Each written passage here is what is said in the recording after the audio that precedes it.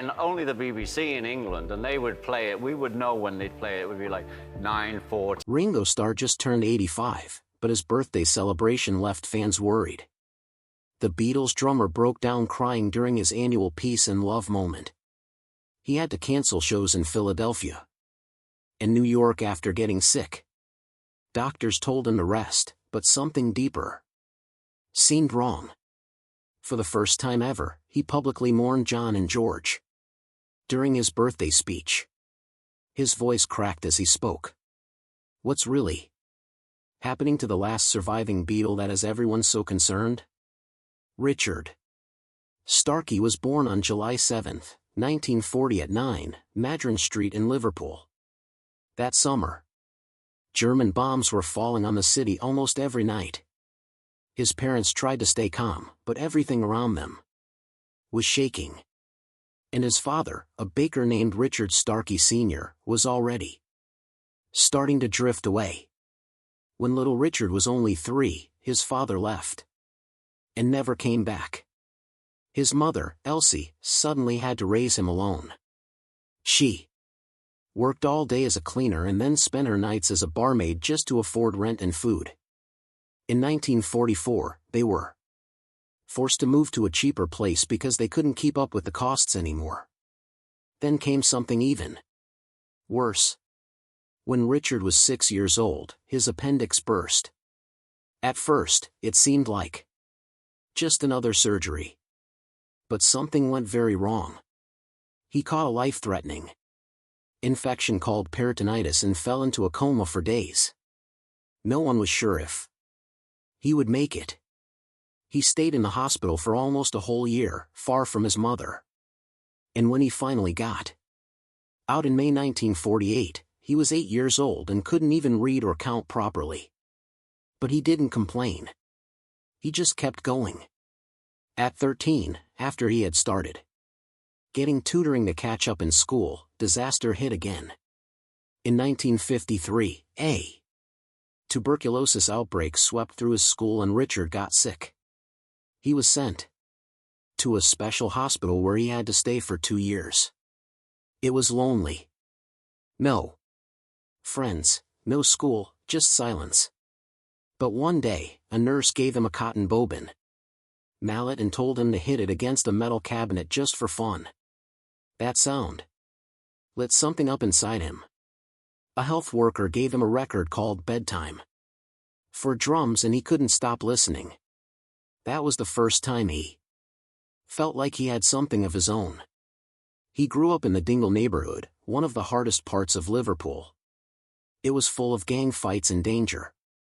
Richard ended up joining one just to survive. He saw beatings almost every week. And one day he was attacked so badly by a rival group that it changed the way he saw himself forever. He was already small and quiet. But after that he felt even more unsure of his place in the world. Music became his escape. It made him feel like he had a reason to keep going. In 1956, when he was 16, he got a job as an apprentice machinist at a factory. There he met Roy Trafford, who loved skiffle music, a style that mixed jazz, folk, and blues. They practiced in the factory basement with another worker named Eddie Miles and formed a band. In 1957, Richard's stepfather bought him a used drum kit for Christmas. 2 months later, he joined the Eddie Clayton Skiffle Group and played his first real show at the Cavern Club on July 31, 1957. He worked all day at the factory and played music at night. It was the only thing that gave him real joy. In November 1959, he was asked to join another group, the Hurricanes. They needed a real drum kit, and he had one. They changed their name to Rory Storm and the Hurricanes just before he joined. That's when he started calling himself Ringo Starr. He wore a lot of rings and Starr made him sound like someone meant to be seen. During his solo moments, they called it Star Time. And he sang songs like Boys by the Cheryl's. By 1960, Rory Storm and the Hurricanes were bigger in Liverpool than even the Beatles. Then came Hamburg. In October 1960, they were booked to play in Germany's red light district. The city was wild. George Harrison called it the naughtiest city in the world. And Paul McCartney said every woman there was either a stripper or a prostitute. They played all night, took drugs, drank non-stop, and barely slept. It was chaos. On November 29, 1960, Paul and drummer Pete Best were arrested for setting fire to a condom they used for light in their darkroom. They were deported on December 1. Ringo was surrounded by madness, but somehow he survived. During this time, Ringo recorded with John, Paul, and George for the first time when Pete Best couldn't make it. It was October 15, 1960, and they backed Lou Walters on a song called Summertime. That was years before the world knew about the Beatles. Later in 1961, they recorded Cry for a Shadow with Tony Sheridan, while Ringo and his band struggled to get by. They had no steady money. Ringo even thought about moving to America just to find better chances. But something was pulling him toward those three boys from Liverpool. In early 1962, Pete Best kept missing shows. On February 5, 1962, Ringo filled in again, and George Harrison remembered thinking, "This is it." They wanted Ringo full-time, but he was still under contract with the Hurricanes. That one performance didn't seem important to Ringo, but it was the beginning of something huge. On August 16, 1962, Pete Best was suddenly fired. On August 18, Ringo officially became a Beatle. But the moment wasn't joyful. Fans were furious. On August 19 at the Cavern Club, half the crowd was chanting, "Pete forever. Ringo never." George Harrison was headbutted in a hallway and showed up with a black eye. People threw things at the stage. Ringo got death threats. For weeks, he was heckled on the streets. He started wondering if this was even worth it. Then came the recording sessions. On September 4, 1962, he played at Abbey Road for producer George Martin, who wasn't impressed. Just a week later, on September 11, Martin brought in another drummer, Andy White, and had Ringo play tambourine instead. Ringo was humiliated. He thought, "They're doing to me what they did to Pete." He thought he was finished. During the 1963 tours, the other Beatles tested him with pranks. They hid his drums, lied about showtimes, and created fake emergencies, just to see if he could handle the stress. At one show in Wales, the entire band had to use someone else's instruments because their gear had mysteriously vanished. It was rough, but Ringo stayed calm. Slowly, he earned their trust. He played drums in a strange way because he was left-handed but used a right-handed kit. That awkward setup made his rhythm sound unique, but he always worried it made him look like a bad drummer. He practiced constantly, scared of being replaced. He even lost sleep over it. But that style became part of the Beatles' sound. It made songs like Love Me Do and Please Please Me feel different from anything else. On June 3, 1964, just before their world tour, Ringo collapsed during a photo shoot. His fever hit 102 degrees and doctors diagnosed tonsillitis. The band had to decide whether to cancel their biggest American shows or replace him. They brought in a drummer named Jimmy Nicole. Ringo missed 8 shows in Denmark, Holland, and Australia. George Harrison was so upset he threatened to leave the tour. Ringo didn't want surgery, so he flew to Australia while still sick and rejoined the band on June 15 in Melbourne. One illness nearly ended everything they had built when the Beatles landed at JFK on February 7, 1964. They had no idea what was waiting.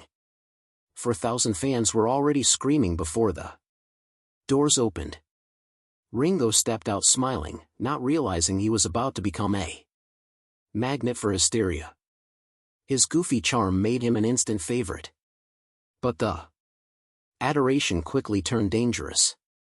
Just 4 months later, on June 13 in San Francisco, a crowd of 500 schoolgirls went wild just to see him during a short airport layover. 5 of them collapsed from hysteria. One of them, 18-year-old Helena Rand, was the head of California's Beatles fan club. She managed to give Ringo a surfer shirt before fainting in his arms. Police had to form human shields to stop him from being crushed on the spot. 20 officers barely held the crowd back. Through it all, Ringo kept smiling. He even said, "I enjoy it." But that was just the beginning of what Beatlemania would do to him. While filming A Hard Day's Night in 1964, Ringo's natural wit made him a star on screen. He stole entire scenes without even trying. But behind the charm was exhaustion. On June 3, just a day before their world tour, Ringo collapsed during a photo shoot. He had a high fever and was rushed to the hospital with acute tonsillitis. The doctor said he needed rest, but the tour couldn't wait. Jimmy Nicole was paid $2,500 per show to replace him. Ringo thought he was being permanently pushed out. Lying in a hospital bed, he watched someone else sit behind his drums. He returned a week later, but the fear never fully left him. In 1965, the Beatles flew to the Bahamas to shoot Help. They thought it would be a light-hearted adventure, but what they walked into felt like a trap. The political climate was tense and the locals didn't want a British band stealing headlines. John Lennon drank through the entire ordeal.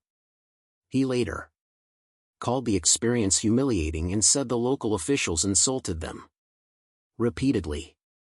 At one point, he nearly lost it and started yelling back. Security became so tight that the band couldn't move without bodyguards. Ringo, usually the peacemaker, felt the tension rising by the hour. It wasn't fun anymore. It felt like survival. By 1966, things had reached a new level. On July 4 and 5, the Beatles played in Manila. The next morning, headlines accused them of snubbing First Lady Alda Marcos.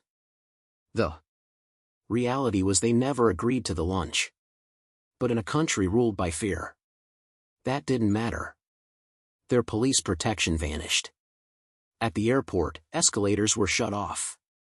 They had to drag their own gear while government thugs in fake military uniforms waved guns and clubs. Brian Epstein was punched. Road manager Mal Evans was kicked and left bleeding on the tarmac. They had to pay 74,450 pesos just to get on a plane. None of them ever returned. By 1967, Ringo was feeling more alone than ever. While recording Sgt. Pepper, his drumming on A Day in the Life would later be called legendary, but at the time he felt invisible. "I learned to play chess," he joked, because he spent hours sitting around while the others experimented with LSD and new sounds. George said it didn't feel like a band anymore. It was Paul at the piano and Ringo keeping time. He barely felt involved, yet the songs wouldn't have worked without him. On August 22, 1968, something snapped. Ringo walked out of Abbey Road. Paul had criticized his drumming on Back in the USSR and Ringo had enough. He told the others he felt unloved and not good enough. John's reply shocked him. "I thought it was you three." Ringo fled to Sardinia on a yacht and wrote Octopus's Garden while sitting alone at sea. The band begged him to come back. When he returned on September 4, his drum kit was covered in flowers spelling out, "Welcome back, Ringo. Then came 1969.